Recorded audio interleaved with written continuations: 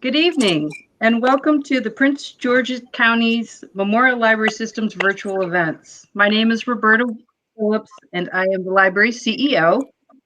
This event is the first in a series of author events focused on Black identity in the U.S. that the library is co-presenting with both the Prince George's County Human Relations Commission and Black Caucus of the American Library Association. PGCMLS has a strong commitment to being an anti-racist library through evolving services to equip our staff and community with the tools to combat systemic racism in this country. We believe that Black Lives Matter, and we believe that programs such as tonight's provide us all with an opportunity to think critically about our responsibility to support our Black, Brown, and Indigenous neighbors. On Monday, we'll be joined by Prince George's County native Bessie Ikpe, who will discuss I'm Telling the Truth, But I'm Lying with Jamise Harper of Spines and Vines. And on September 9th, we'll be joined by Dr. Michelle Harper, whose debut book, The Beauty in Breaking, a Memoir, is a New York Times bestseller. But I'm not going to moderate tonight. I am thrilled to introduce Sylvia Bolivar, who is a member of the PGCMLS Board of Library Trustees and has been since 2008. She advises municipalities on community and economic development and served as a senior advisor at the U.S. Department of Housing and Urban Development. She was the first annual Latinas Empowering Prince George's County Award winner for her leadership in advocacy and education. And we are so proud to have her as a board member. Thank you. In addition, she is joined by one of our new rock stars, Elizabeth Ajunwa, who is the librarian 3 at our Glen Arden Branch Library. She recently received her MLS from Catholic University. And she was an ALA Spectrum Scholar. So welcome, Sylvia and Elizabeth, and welcome our guest, Calvin Baker. Hope everyone enjoys this conversation. I know I will, and I'll let Elizabeth and Sylvia take over the honors. Thank you. Thank you. Thank you, Roberta. Thank you. I want to thank the library system and Elizabeth Junwa for all the work they did to make this possible, as well as our sponsors, the Black Caucus of the ALA and the Prince George's Human Rights Commission. I'd like to begin by welcoming Calvin Baker, who joined us this evening. He is an American novelist, essayist, and editor who has chronicled the African-American experience from the colonial era to the present. His work is often praised for its expansiveness and richness of language. He is the author of 4 novels, Naming the New World, Once Two Heroes, Dominion, and Grace. He has taught at Yale and Columbia University's Graduate Center for the Arts and the University of Leipzig in Germany. He is currently Distinguished Visiting Writer in Residence at Skidmore College. Critically acclaimed author Calvin Baker joins PGCMLS tonight to discuss his new book, A More Perfect Reunion, Race, Integration, and the Future of America. Kirkus Review describes Baker's new book as required reading for any American serious about dismantling systemic racism. He presents a provocative case for integration as the single most radical, discomfiting idea in America, yet the only enduring solution to the racism that threatens our democracy. With that, I'd like to welcome Calvin Baker, and Elizabeth will ask the first question. Thank you again for being with us. So the first question we wanted to ask is, you have dealt with the topic of the African-American experience in your novels and your fiction writing. What inspired you to write this book? And what was that process like going into nonfiction, and basically what inspired you to do this instead of fiction?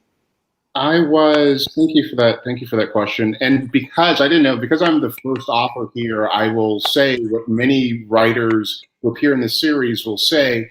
I grew up in libraries. I like to joke that my parents dropped me off when I was 3 and forgot to pick me up. So I appreciate the work that you do in Prince George's County. I began this book out of a sense of frustration. As someone who has studied American literature, American history for 20 years now, and who's written about it in an imaginative sense. My fiction is, it's often described as being about race. It isn't. It's about multiculturalism and this essential notion that America has always been a space of, well, since colonial contact, and shortly after the Europeans arrived, the first Africans arrived, you have the Native Americans here, and you have the French, and you have the Spanish. There's always been a multicultural space, and it's always been a space in conversation with the world. And I've been writing a body of book that explores that and explores what it means to be a fully actualized individual, the tension between the Black self and society, right? And doing this from the colonial era present. Because we like to think that human consciousness has changed.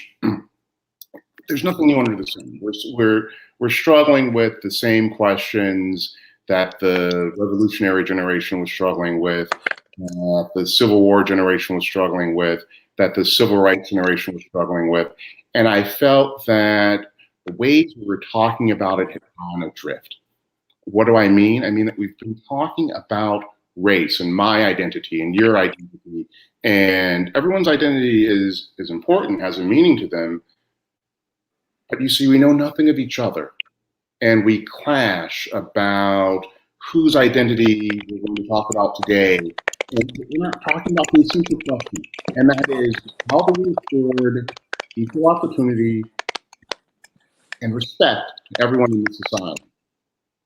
The way you do that is to dismantle the structures of race. And right, they weren't created once during slavery. They're recreated every day and every generation. And every generation feels that it's different. And it's not to say there hasn't been change, but the things that the idea that generated the most change came out of the civil rights movement, and it was integration.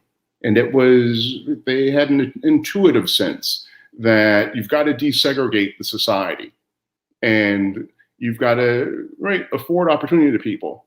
We still live in segregated spaces and segregated minds. And that's what I wanted to explain.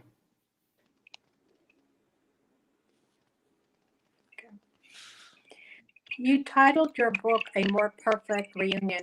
Can you talk about what reunion means? Sure, no, that's a wonderful question.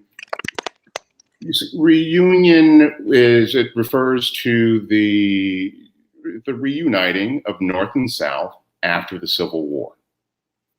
This was the moment when we should have solved all the problems that we're talking about now. And one of my favorite sections of the book is when I'm talking about Frederick Douglass, who we hear and we think of as just some guy in an old-fashioned suit with a big afro. Douglass was brilliant, and he was self-made, and he was respected by presidents, by several presidents. And he begins his life as a slave, and we know him as a civil rights leader. He was also an ambassador. He was a beautiful, expansive mind. And during the war, he and Lincoln had a few conversations that I always wish there were White House tapes of. But as Lincoln is moving toward the idea of emancipation, Douglass says, "You know, Abe, the emancipation is just the beginning, because now you have to deal with integrating people into society." So that was the question, right? And Lincoln grasped that. And during Reconstruction, those brief 8 years, we see it. What happens? This is instructive. Rutherford Hayes is running in a hugely contested election. The Electoral College is split 50-50. So he makes a deal with Southern Democrats. And he says, throw your votes to me, and I'll take the Southern troops out. And of course he does that, and you have immediately a backlash, because there'd been, the people who fought on the side of the Confederacy were unrepentant. They were unrepentant, and that's when they started using violence to terrorize the newly freed Black population. And as soon as the Southern troops leave, well, you snap back. That's when you get Jim Crow. That's when the Supreme Court abolishes civil rights, right? They take away the protections of the 13th, 14th, and 15th Amendments. And then you're stuck. And then you're fighting this war again until the civil rights movement of the 1960s. So you've got 100 years where you're not addressing the issues of slavery. And how do you do that? You create a segregated society, you create separate laws and separate schools and so on and so forth. The civil rights movement attacks each of those sites. Race is constructed three basic places. You've got economics and law, you have culture, right? Media, education, public spaces, and then you have the interpersonal, the ways that we interact with one another, the ways that we think of ourselves. Race happens at all of them. It's made and remade. And the civil rights movement looks at all of them and they address all of them. Immediately after that, as after the Civil War, you get a Republican backlash, and they say, okay, you can't say certain words in public anymore. You gotta tamp that down. And so you start saying tough on crime. And we're like, well, we believe that. And it does the same thing. It's all about race. And you start to say, well, affirmative action is bad and busing is bad. And why are these things bad? Because these things were working. They were absolutely working. And when these programs are in place, you see the greatest creation or the greatest movement of African Americans into the middle class in the country's history. The right is still contesting that. The left, historically, has done what Hayes has done. He says, we will, and this begins with Roosevelt, and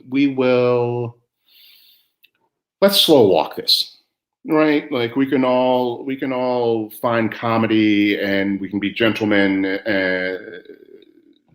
leaders. I'll support the war on drugs if it'll get me electoral votes. I will incarcerate African Americans. I will pull back from this notion of busing or affirmative action. It's all fought over the side of the Black body.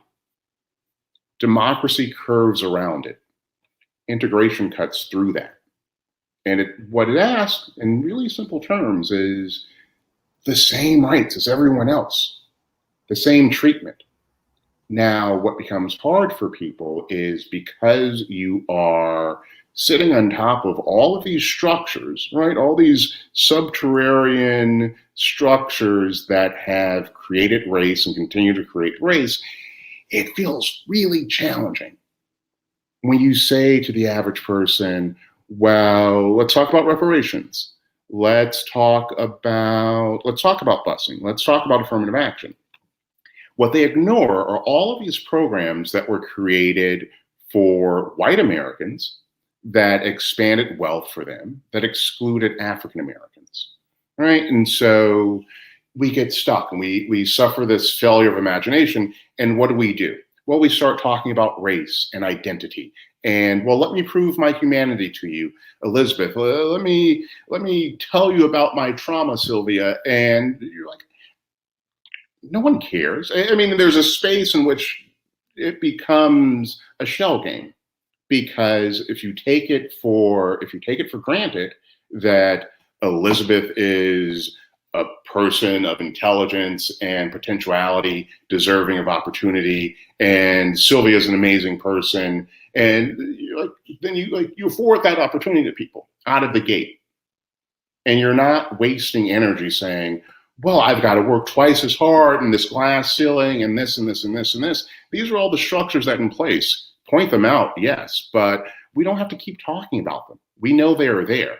So what do? Talk about what the future looks like. Where does this go? What is the essential arc of democracy?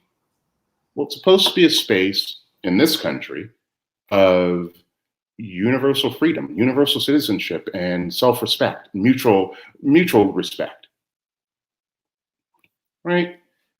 in your private lives, you can have different customs and different holidays, and we can respect those things and embrace those things.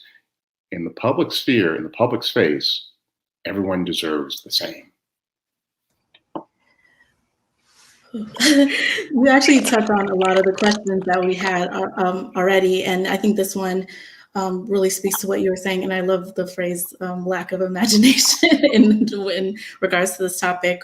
But in your book, you argue that integration is a way to deal with the systemic issues that we're dealing with. Do you have an optimistic view or a pessimistic view about the possibility of full integration and full citizenship for people? Do you think it's even possible? And if so, how do we do that? Or what are your thoughts on that? Thank you. And Elizabeth, I'm going to say this, and to you, feel free to cut me off. The school year is starting, and so if I launch into lecture mode, just hop in there. No, you were spitting knowledge. You can't cut that off. Why am I optimistic now? We are the first generations born after the civil rights movement. It means that many of us, have less of that poison of the past in our minds and our psyche. And we all carry some of it, but it's less than it was before. And we come from the point that says, well, we have friends of different races. We're all, right, 90%, I think, is the number of Americans have a friend of a different race, a different background. And so we have this degree of comfort with that. But it becomes an individual comfort. Oh, you're the exception. That's my black friend. That's my white friend, as opposed to the norm. However, that contact, that limited empathy can be expanded. And I think you're seeing some of that happening, but it's important this is what it's important to remember.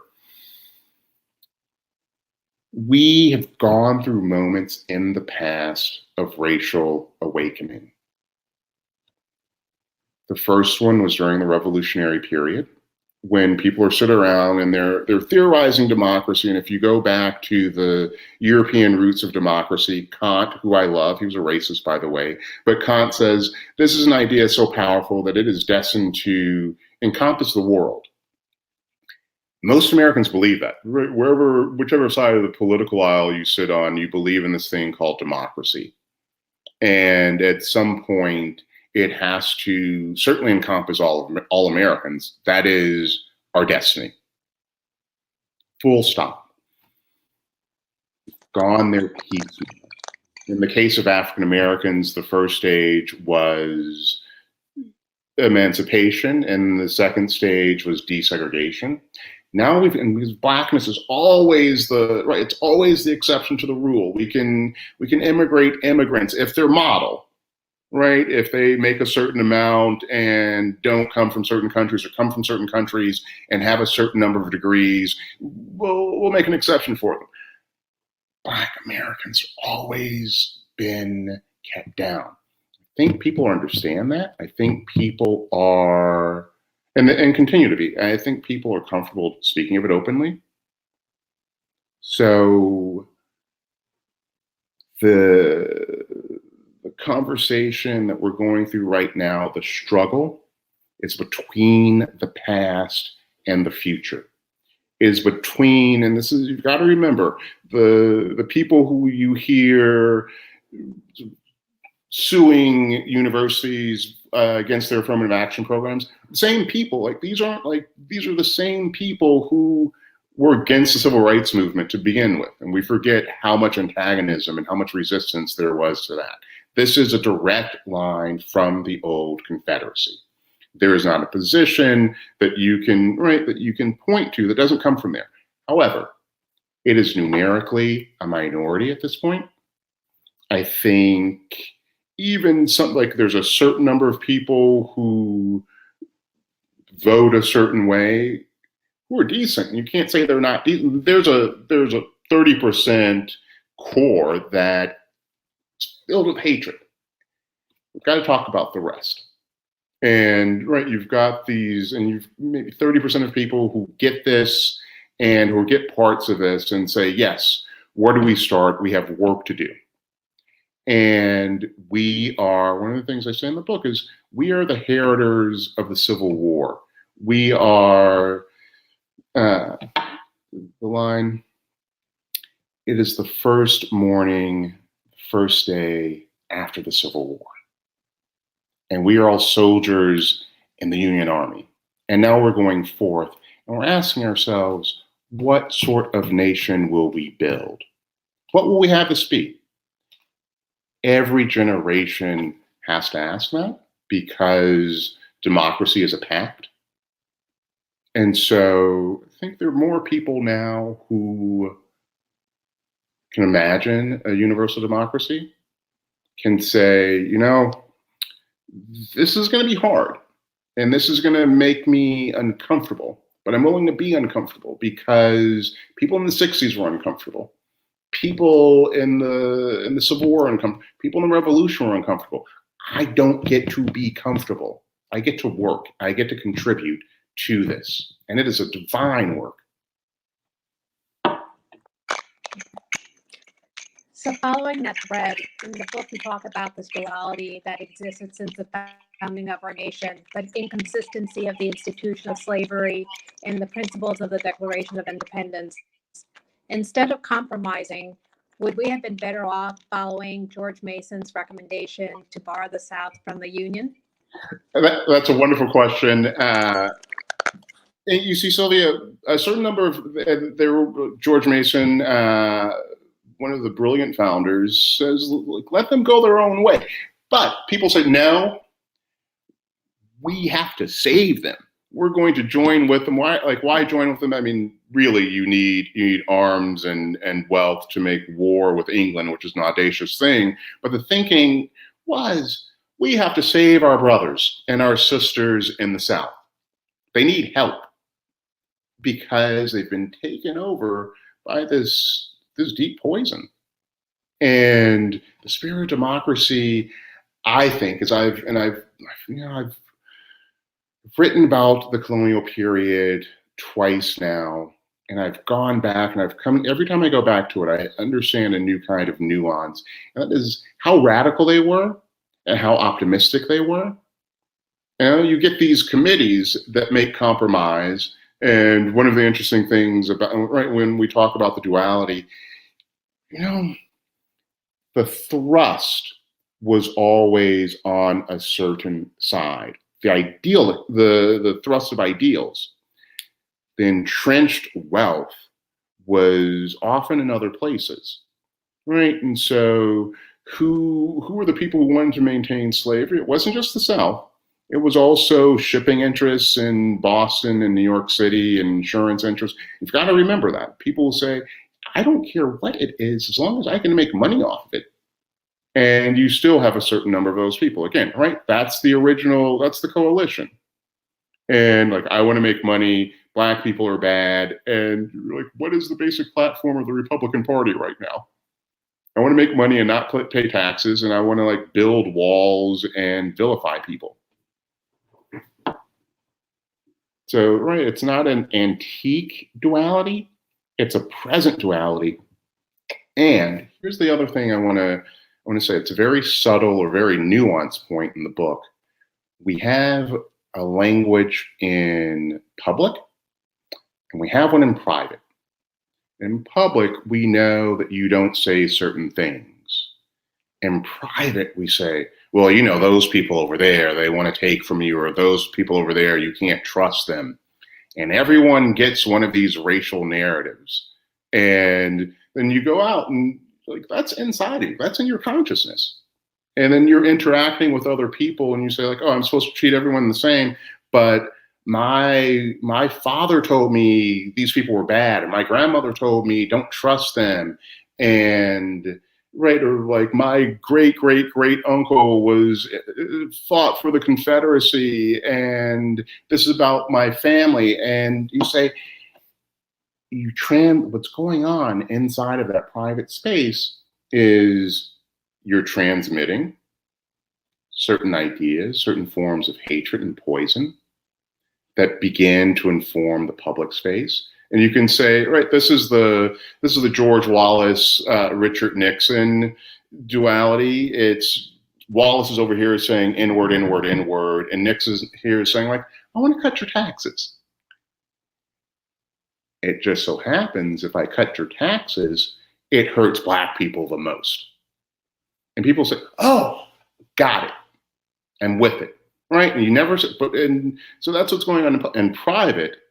What is being said is, and Lee Atwater gets caught in a hot mic moment, and he reveals it and he says it open. It's like, listen, you can't say inward, inward anymore. That gets you in trouble. So you have to be sneaky about it, right? That's happening in a lot of homes to this day.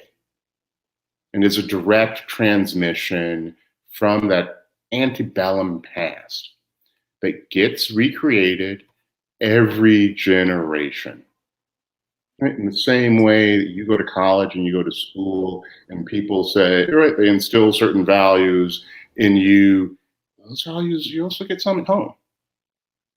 So the duality is not just a public duality, it's also a private duality. And some of the things that we learn at home shame us or enrage us. That's why everyone's so angry right now, right? You're threatening what my parents told me, what my fathers and grandfathers have told me for generations.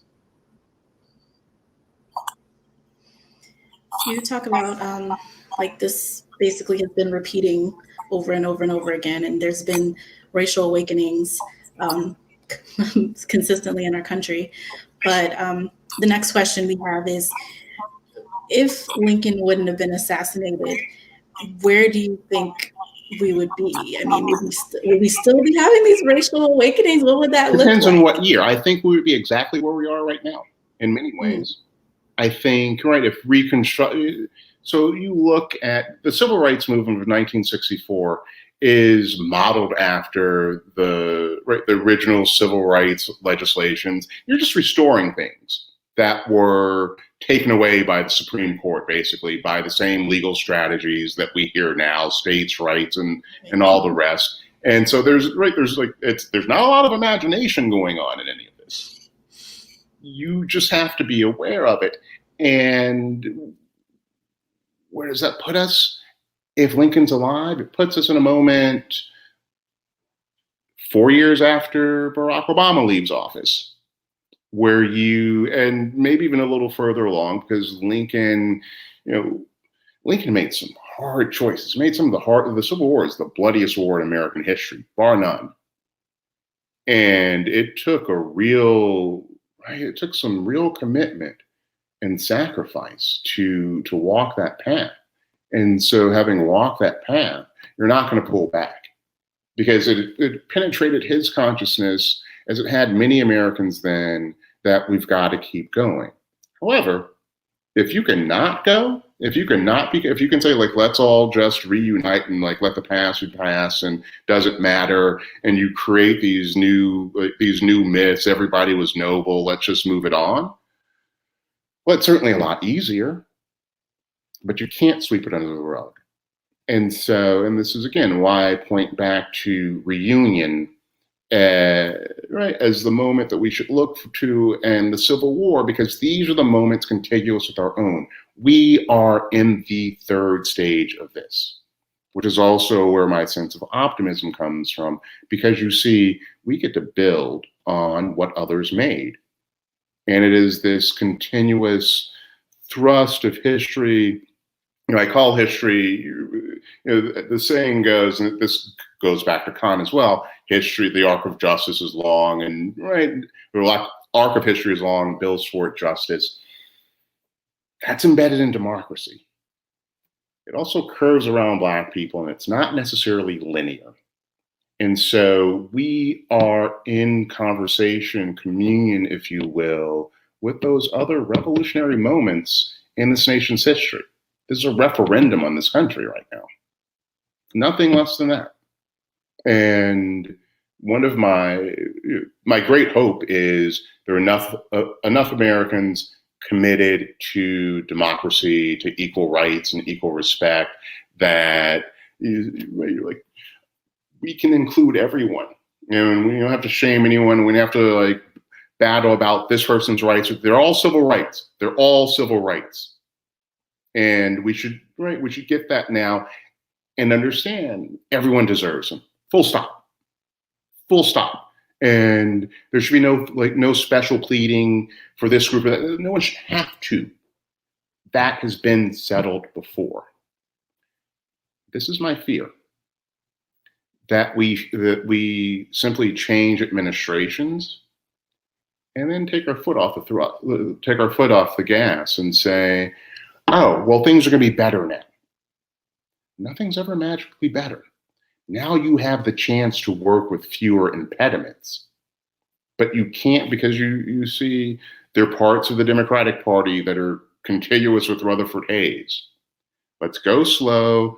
Let's talk about swing voters. Let's make what accommodation that we can with other folks. And the accommodation you can always make is over Black rights, right? Over brown rights. And I don't want to see that happen again. And that's why you have to keep going and say, what are we fighting for? We're not just fighting to not be shot. We're fighting for full participation in the nation that we have helped create and build and continue to help create and build and shape and sacrifice for. Shouldn't have to explain that to anyone. And we shouldn't be in a state that says, oh, well, this person is exceptional and went to these schools and therefore is deserving of a shot if she works twice as hard. The conversation is, this is the wealthiest nation the history has ever seen, so far as we know. There is enough to go around. Why isn't more of it circulating? And how is it possible that the same people suffer the same fates all the time? That's the conversation we're having right now. It's not just law enforcement. It is education. It is employment. It is, right? And it's a proven fact that integration moves us forward. You've got to hold yourself accountable. Can you explain in the book what you meant when you said the United States is a post-colonial nation? I'm sorry, Sylvia, I lost your net. Can you explain what you meant in the book when you said that the United States is a post-colonial nation? Oh, sure. Okay. And this it's pretty direct. People sort of like to pull back when you say the U.S. is a post-colonial nation, post-colonial space. What I mean by that is really very simple. The U.S. begins as an outpost of the British Empire. And like all those outposts, you're extracting wealth from the environment, right? From the land, and you're extracting wealth from people. And it works the same here as it does in Haiti, I'm going to the Francophone, but it works the same here as it works in Nigeria, as it works in India.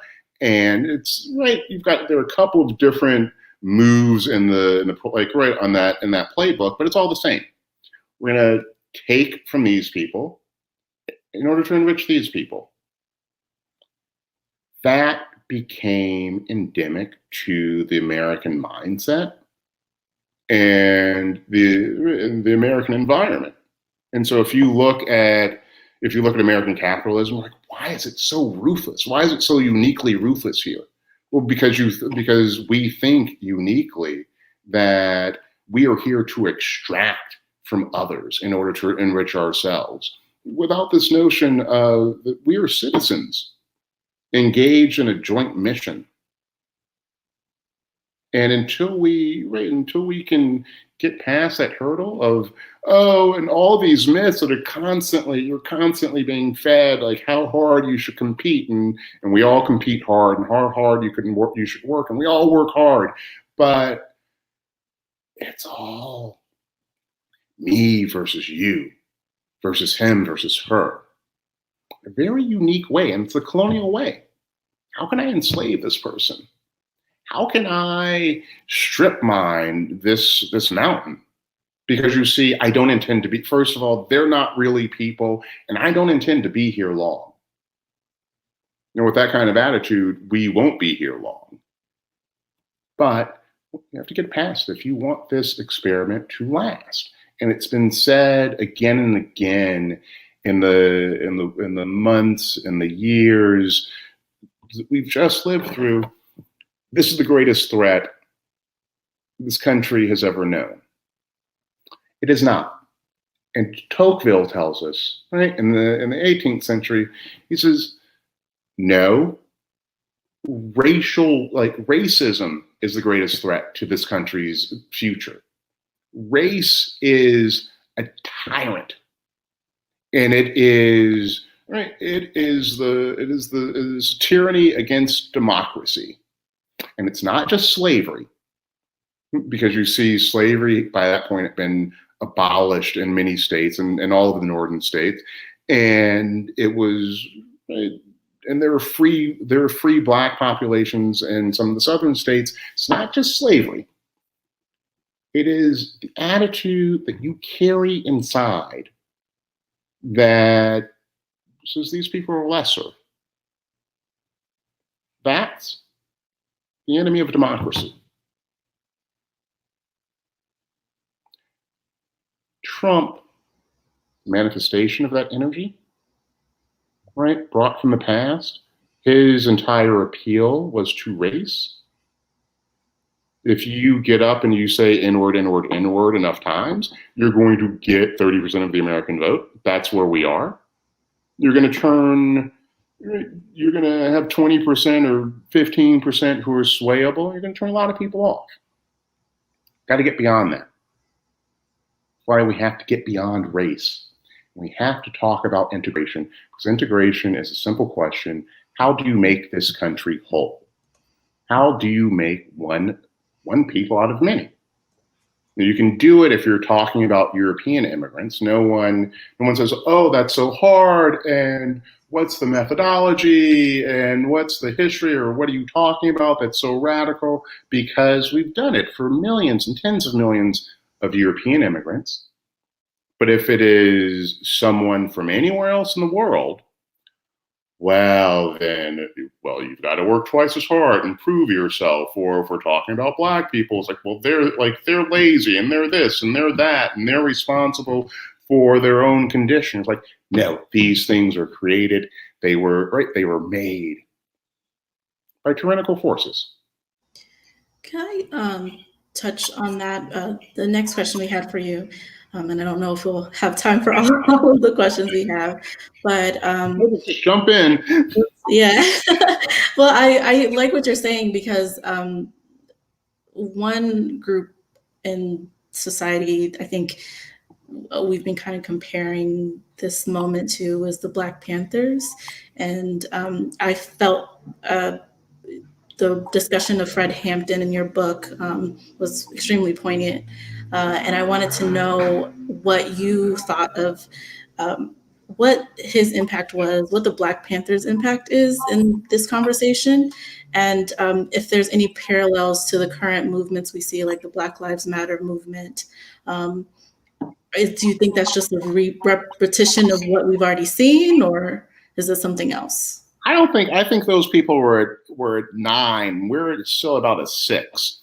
And I don't mean by recourse to violence or the theater of violence, because they weren't a violent group at base. They were a group that was formed to disrupt, if you will, police abuses in the Black community. The first Black Panthers meeting happens after Black kids killed in Oakland. So we are, and people understood, as they do now, these guys are saying something new, and they're going further, because we listen to King, and King's amazing and he's brilliant, and he has his place, but we've enacted those middle class politics of respectability. Fred is saying something directly to the people. I mean, all the Panthers were. I love Fred because he was so like just the natural intelligence and the guilelessness and the willingness to learn and the charisma that he exuded. And people looked at him and said, oh, he's just like us. He's like us. He's like us. And he's not, he's smart and he's ready, but he's not gone off to Harvard or Yale or Princeton. He's a regular guy who's self-educated. And as Malcolm was a regular guy who was self-educated, and he spoke directly to the people. Now, why do I think they went further? Because there is a cohesive vision. Right now, we are, and this is through no fault of anyone's, except those forces that annihilated the civil rights movement. One of the things that I wanted to point out is there is a dearth of continuous institutional knowledge because of the ways those people were vilified and attacked, because their program for Black freedom was a threat to the forces of white supremacy. They were so wonderfully rational. They questioned things. After that, and like in the 80s, you start to get, and some of this is a result of more opportunity, and where people's like, no, just like we're going to go slow, and we're going to join the society. And I think Black people, I think everyone wants to join the society. It is fully made a great society. You're keeping people out. But then you lose this language with the assassinations of Edgars and Kings. Like, they were radical and they were full-throated and they saw the whole thing. We're still filling around a little bit, right, between these two poles, saying, well, if I'm just respectful enough, or if I work hard enough, then the world will open up and treat me as I should be treated. And these kind of piecemeal indictments of the police or the education system, we're not talking about the whole. Or we'll say, oh, it's a system of race, and then you're like, okay, I want to talk about my identity and my fragility and how to be an you're like, this is not an esoteric exercise. This is about giving people the rights and opportunities that they deserve as sovereign citizens, right? In a country wherein sovereignty belongs to the people, then you're all magnificent.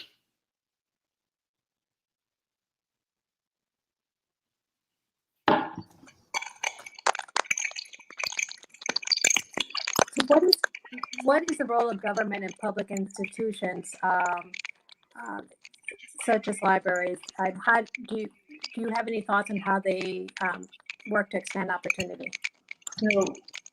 I know a bit about the proliferation of public libraries. I think it was Carnegie who endowed several. Right, libraries used to be these closed systems. You had to pay to join a library to be able to buy a book. And correct me if I get anything wrong, to borrow a book.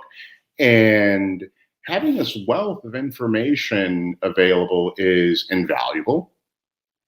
Right, and someone who is learned, who can help curate it and lead you through. I mean, that's a teaching function. And by the way, I'm a huge proponent of self-education. So despite the fact that it's like, oh, Calvin's taught here and Calvin's taught there, most of what I know, I've learned myself. But you see, you have to learn to teach yourself. And in the course of this book, I went through several fields of knowledge that are usually kept apart, right? In these 17th century divisions of knowledge. And so I looked at the history of science. I looked at realm or areas of literary studies and history that I was not formally trained in.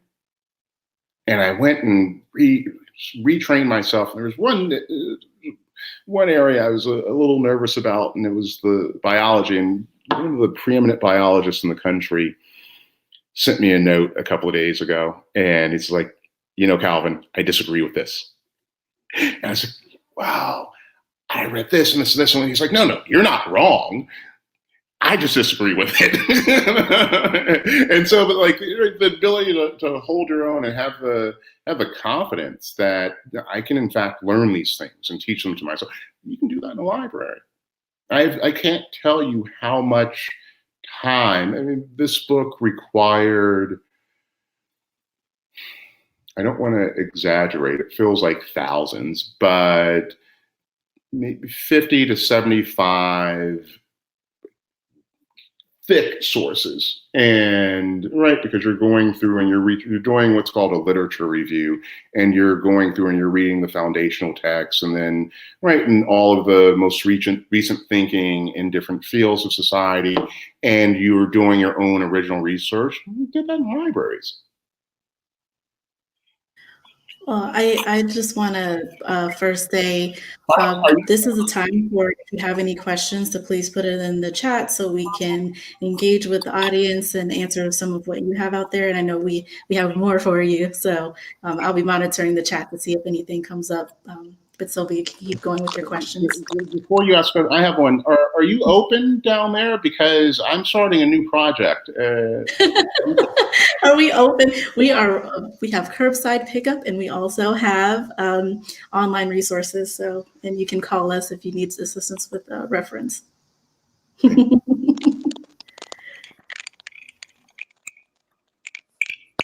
So while Elizabeth looks at the chat questions, let me ask another one, and then Elizabeth will organize the chat questions. So in your book, you talk about how we live in an age of global humanity. Nothing underscores that more than when we have seen globally take place. The murder of George Floyd circulated around social media. Solidarity marches and gatherings took place from Sydney to Beirut to Istanbul to London to Berlin, but rarely, if ever, has any incidents inspired such a global movement. Do you think there is a sense of purpose to resolve these issues in our nation and globally? And what does that look like? Thank you for that wonderful question. You see, we are all struggling with the same thing. And at the high level, I talk about these forces. It's not just like, why do Republicans find friends in Russia? Why do you, right? You have the forces of oppression, right? And they're all founded in they're founded in ideologies of nationalism. There's very little, right? There's very little difference among them except who's in and who's out, right?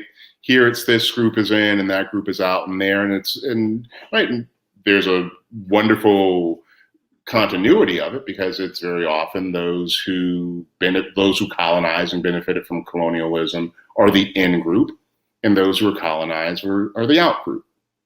Now and I think, and this is where we compartmentalize our own experience, because we travel, we go on vacation, we move for jobs, we fall in love with someone from another country, and there's all this, we get goods and all this, we're just moving around the world.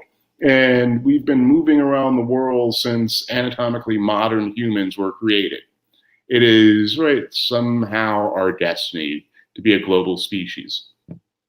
You have these forces, these recidivist forces who say, well, this is the way things are supposed to be organized. It's me on top, and everybody who I don't like should suffer a horrible fate.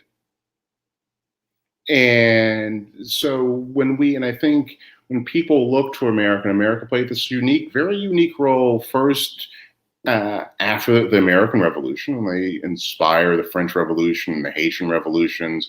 People say, democracy, that's wonderful. I want some. And then in the 60s, and these anti-colonial struggles, and what do people say? Democracy. That's how do I want the future to look? I don't want a king back.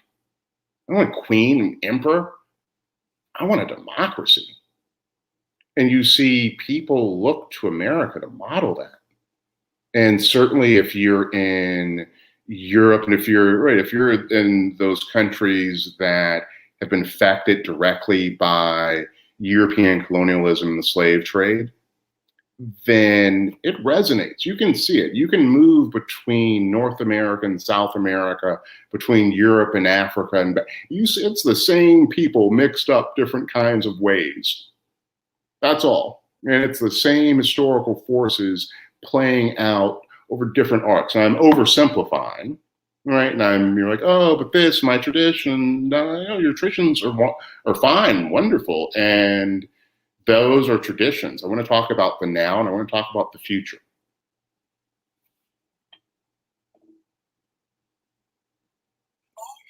We have a question in the chat here, and it piggybacks off of this discussion of everything that's going on now. But what did you, from Vivian Royal, what do you think about what happened to George Floyd?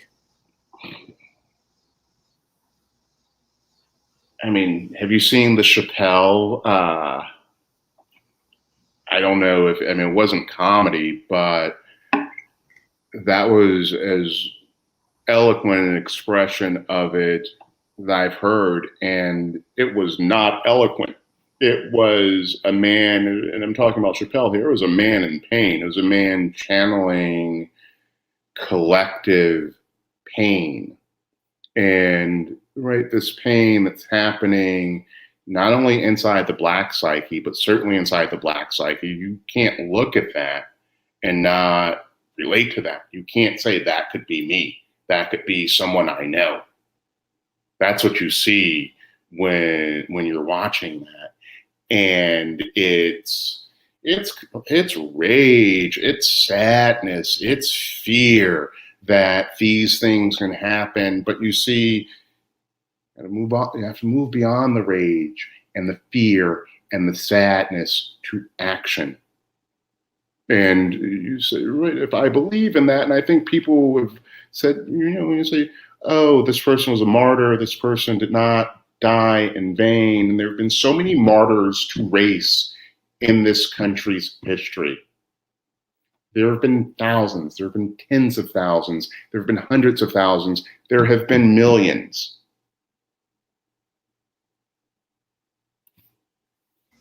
So what do I feel? I feel a cosmic ache.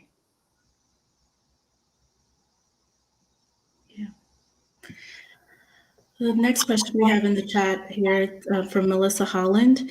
How would you engage high school students in discussing your ideas and taking action? Oh, that's a wonderful question.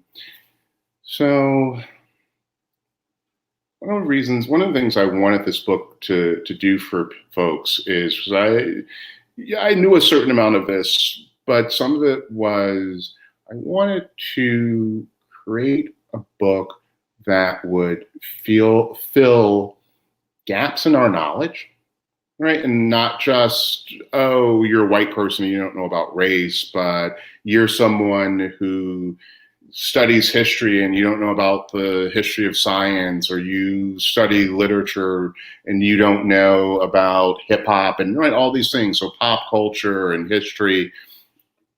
I wanted you to, and it's all in service of this idea, right? This is the framework. Don't look at race, look at the future. How do you do that as a young person? First of all, know the facts, right? And so these are the historical patterns which I've laid out. But second, once you have them, if you accept this conceptual paradigm as being valid, this way of thinking and talking as having merit and utility, then you start acting on it. You look at the personal space. That's important. What do I feel? Like, what do I think? How do these things play out through me? That's one thing. How are they playing out in my family? How are they playing out in my school? How are they playing out in my community and neighborhood? Right? To what extent are we contiguous with white supremacy, with the old Confederacy, with these ancient compromises? Because if you are, then you're in a space that's conditioning you in a racial way, and that is working to recreate race all around you, and by extension, through you. And you see you must opt out. Now, understanding the ways that these things affect us individually, it's really hard. It's tricky, right? Like, in the way you don't know how your childhood shapes you until you're older and you spend a lot of time and money in therapy. You don't know. I mean, you have some dim awareness of it. It's just really hard to break that. I don't want to be facetious about it. So what do? You work on the sites where it's recreated, where the poison is dripped into you. And it's dripped into you every time you're in an all-white space, every time you're in an all-white restaurant, every time you see white people having one outcome and black people having another outcome. And you have to question each of those sites. And you have to work at those sites that you're capable of. And you have to ask other people to affect those sites that they're capable of, because none of us can touch all of the sites. It's so all-consuming. That's why it's collective work. Well, we want to thank you, Mr. Baker, so much for being with us, and thank everyone for your questions and comments. And we're going to wrap up the program here. We didn't get to ask you some of the more like lighthearted questions, like what are you reading and all that good stuff, but this was such an amazing conversation, and thank you so much. I'm sorry if I'm pronouncing your name wrong. I don't want to say it wrong. Is this Shanti? Shantae. Hi, Shantae. Hi, how are you? She's All I can say is wow, wow, wow, wow, Mr. Calvin Baker. Wow. Amazing. Thank you. It's been a pleasure to be here. I'm blown away by you. This talk was amazing. Thank you so much. Thank you for sharing your expertise and all of your contributions to literature and providing poignant perspectives that help us think and question ourselves as well as each other. This evening was truly, truly remarkable, and I would like to give kudos on behalf of the Black Caucus of the American Library Association. I'm the current president, so I would like to just say thank you. I would also like to give kudos to Prince George's County Memorial Library System, as well as Prince George's County Human Relations Commission. I would like to invite everyone to join us on Monday, August 24th at 7 p.m., where we will have Bassie Ikpe, author of I'm Telling the Truth, but I'm Lying. You don't want to miss it. Thank you again, Mr. Calvin Baker, for just an amazing evening. Oh, thank you all. It's been a pleasure to be here. Deep pleasure.